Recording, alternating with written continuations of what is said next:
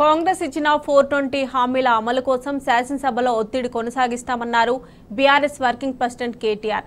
ఈ మేరకు పార్టీ ఎమ్మెల్సీలతో కేటీఆర్ సమావేశమయ్యారు. శాసనమండలి సభ్యులు పార్టీకి కళ్ళు చెవులు మాదిరిగా పనిచేయాలని సూచించారు. ఎమ్మెల్సీలు తమ నియోజకవర్గాల్లోని పార్టీ శ్రేణులతో సమన్వయం చేసుకోవాలన్నారు. గ్రామ స్థాయి నుంచి పోలిట్ బ్యూరో వరకు పార్టీని పునర్వ్యవస్థీకరించాలని పార్టీ అధ్యక్షులు కేసీఆర్ భావిస్తున్నారని చెప్పారు. చురుకైన కార్యకర్తల సేవలను వినియోగించుకుంటామన్న కేటీఆర్ జిల్లా కేంద్రంగా కార్యక్రమాలను విస్తృతం చేస్తామని పేర్కొన్నారు. పార్లమెంట్ ఎన్నికల్లో టీఆర్ఎస్ గెలుపు అవకాశాలు బలంగా ఉన్నాయన్నారు కేటీఆర్. ఈ మేరకు ఎమ్మెల్సీలు విస్తృతంగా పనిచేయాలని విజ్ఞప్తి చేశారు.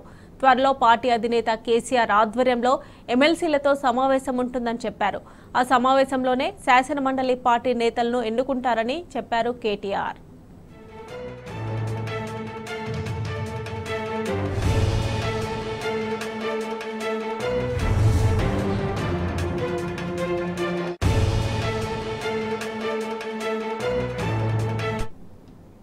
ఇక బీఆర్ఎస్ ఎమ్మెల్సీలతో బీఆర్ఎస్ వర్కింగ్ ప్రెసిడెంట్ కేటీఆర్ సమావేశమయ్యారు. దీనికి సంబంధించి మరిన్ని డీటెయిల్స్ మా ప్రతినిధి సరిత అందజేస్తారు. సరిత చెప్పండి.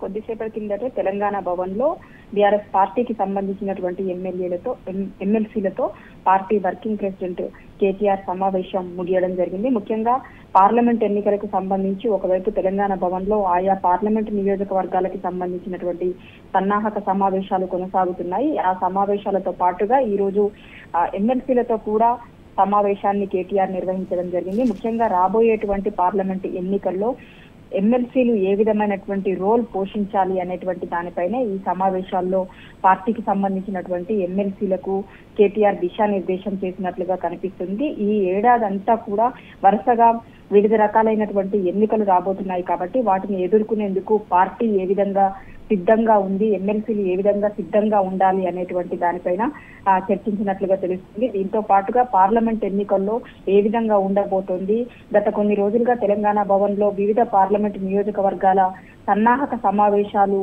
చేస్తున్నప్పుడు వాళ్ళ నుంచి వస్తున్నటువంటి ఫీడ్బ్యాక్ ఆధారంగా ఈసారి ఎన్నికల్లో చాలా పార్లమెంట్ నియోజకవర్గాలకి సంబంధించినటువంటి చోట్ల త్రిముఖమైనటువంటి పోటీ ఉండేటువంటి అవకాశం ఉంది. కాబట్టి ఖచ్చితంగా చాలా స్థానాల్లో బీఆర్ఎస్ పార్టీకి గెలుపు అవకాశాలు ఉన్నాయి. మెజారిటీ పార్లమెంట్ స్థానాలను దక్కించుకునేందుకు పార్టీ ఏ విధంగా ముందుకెళ్లాలి, పార్టీకి సంబంధించినటువంటి ఎమ్మెల్సీలు ఏ విధంగా వర్క్ చేయాలి అనేటువంటి దానిపైన ఆయన దిశానిర్దేశం చేసినట్లుగా తెలుస్తుంది. దాంతో పాటుగా పార్టీలు కూడా గ్రామ స్థాయి నుంచి పోలిట్ బ్యూరో వరకు పార్టీకి సంబంధించినటువంటి దాన్ని పార్టీ వ్యవస్థను పునర్వ్యవస్థీకరించాలని పార్టీకి సంబంధించినటువంటి అధ్యక్షులు భావిస్తున్నారు అనేటువంటి విషయాన్ని ఈ సందర్భంగా ఎమ్మెల్సీలకు చెప్పినట్లుగా తెలుస్తుంది. దీంతో పాటు తొందరలోనే కేసీఆర్ గారి ఆధ్వర్యంలో కూడా ఎమ్మెల్సీలతో సమావేశం ఉంటుంది. ఈ సమావేశంలో శాసన మండలి పార్టీ నేతలను ఎన్నుకుంటారు. ఆ సమావేశంలోనే త్వరలోనే జరగబోయేటువంటి పార్టీ అధ్యక్షుడు కేసీఆర్ గారి ఆధ్వర్యంలో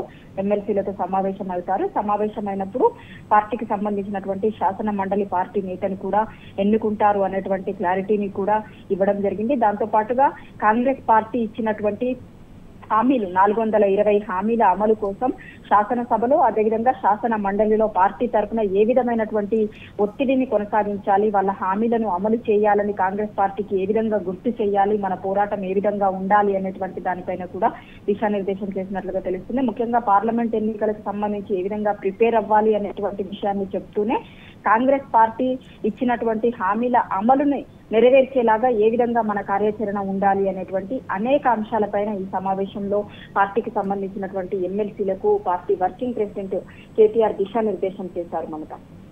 right Saritha, thanks for updates.